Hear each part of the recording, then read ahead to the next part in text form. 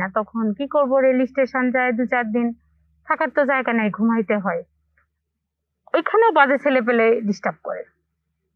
কি করব, নারী মেয়ে মানুষ। আর কাজের মানুষ হলেও তো একটু সুন্দর আছি, মানে দেহের লোভ তো, একটা পাগলও যদি হয় তাহলে ওই পাগলেরও দেহের লোভ করে এখনকার ছেলেরা। তা এখন কি করবো, আর আমি তো একটা সুন্দরী মেয়ে, প্লাস এই 2 দিন ঘুমাইছি, ছেলেরাও ডিস্টার্ব করে, ওখানেও হলো না। বুঝলাম যে না, কারো বাড়িতে কাজ করে এই নিরাপদ আশ্রয় নিতে হবে। এরকম খুঁজতে খুঁজতে এক বাড়িতে যাই, যায় অনেক রিকোয়েস্ট করে ওই খালাম্মাকে বলে ওনার বাড়িতে কাজ নেই। কাজ করতেছি করতেছি ভালো, এদিকে মনে করেন যে ওই ওই লোকও আমার সাথে আজে বাজে কুপ্রস্তাব দেয়, ধরে। তারপরে একদিন খালাম্মা কোথায় জানি গেছে, সে জোর করে ধরে যা করার আমাকে করছে। এখন কি করব কন, করতেই আছি। আর প্রতিদিনই ওই লোক আমার সাথে এই কাজ করে, প্রতিদিনই করে। কিন্তু আমি এরকম ছোট মানুষ, আমি কি করে মানে ওই রকম একটা লোকের মানে লোককে সহ্য করব। যেহেতু হ্যাঁ, বয়স বয়স মোটা কাটা মানুষ, বয়স্ক, মানে বয়স না আর কি, বয়সের মতো দেখা যায়। তো আমি আসছি চট্টগ্রাম থেকে ঢাকা শহরে চাকরি করার জন্য। তো কোথাও চাকরি বাকরি পাচ্ছিলাম না, গার্মেন্টসে অনেক চেষ্টা করছি, পারিনি।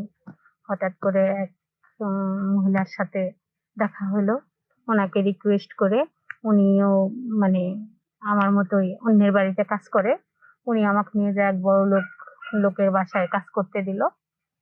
তো ওখানে কাজ করতেছি করতেছি, ওখানেও মানে কি করব, শুনছি শুধু গার্মেন্টসেই মেয়েরা খারাপ কাজ করে, সুপারভাইজার ইনচার্জ পিএম এরা কুপ্রস্তাব দেয়। কিন্তু বাসা বাড়িতে কাজ করতে যায়ও যে বাসা বাড়ির মালিকদের বাচ্চা ছেলেদের হাতে মেয়েরা মানে কুপ্রস্তাবের কারণ হয়ে দাঁড়ায়, এটাও মানে বুঝতে পারিনি। তো যাই হোক, বাসা বাড়িতে কাজ করব, সেখানে গেলাম, কাজ দিল, কিন্তু ওই মালিক মানে প্রতি মুহূর্ত খারাপ নজরে তাকায়, সুযোগ পেলে গায়ে হাত দেয়, মানে অনেক কিছু করে। ওখানে বাড়ি কি মানে ওই বাড়ির মালিককে বলে ওখান থেকেও সরে গেলাম। যে আবার অনেকদিন কাজ কাম খুঁজলাম, খুঁজছি খুঁজছি, পাচ্ছি না। অনেক খোঁজাখুঁজির পরে মনে করেন যে কাজ পাই না, তখন কি করব, রেল স্টেশন যায় 2-4 দিন, থাকার তো জায়গা নেই, ঘুমাইতে হয়। ওইখানেও বাজে ছেলে পেলে ডিস্টার্ব করে। কি করব, নারী মেয়ে মানুষ। আর কাজের মানুষ হলেও তো একটু সুন্দর আছি, মানে দেহের লোভ তো, একটা পাগলও যদি হয় তাহলে ওই পাগলেরও দেহের লোভ করে এখনকার ছেলেরা। তা এখন কি করবো, আর আমি তো একটা সুন্দরী মেয়ে, প্লাস এই 2 দিন ঘুমাইছি, ছেলেরাও ডিস্টার্ব করে, ওখানেও হলো না। বুঝলাম যে না, কারো বাড়িতে কাজ করে এই নিরাপদ আশ্রয় নিতে হবে। এরকম খুঁজতে খুঁজতে এক বাড়িতে যাই, যায় অনেক রিকোয়েস্ট করে ওই খালাম্মাকে বলে ওনার বাড়িতে কাজ নেই। কাজ করতেছি ভালো, এদিকে মনে করেন যে ওই ওই লোকও আমার সাথে আজে বাজে কুপ্রস্তাব দেয়, ধরে। তারপরে একদিন খালাম্মা কোথায় জানি গেছে, সে জোর করে ধরে যা করার আমাকে করছে। এখন কি করব কন, করতেই আছি। আর প্রতিদিনই ওই লোক আমার সাথে এই কাজ করে, প্রতিদিনই করে। কিন্তু আমি এরকম ছোট মানুষ, আমি কি করে মানে ওই রকম একটা লোকের মানে লোককে সহ্য করব।